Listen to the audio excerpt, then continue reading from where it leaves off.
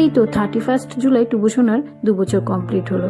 রাত 12টার সময় টুবুসোনা তার বাপি আর মামার সাথে কেক কেটে জন্মদিন সেলিব্রেশন করেছিল। টুবু বাবু সে যে কি আনন্দ সেটা আর বলার মতো না। জন্মদিনের দিন চান করে সকালবেলায় পুজোটা সেরে নিয়েছিলাম।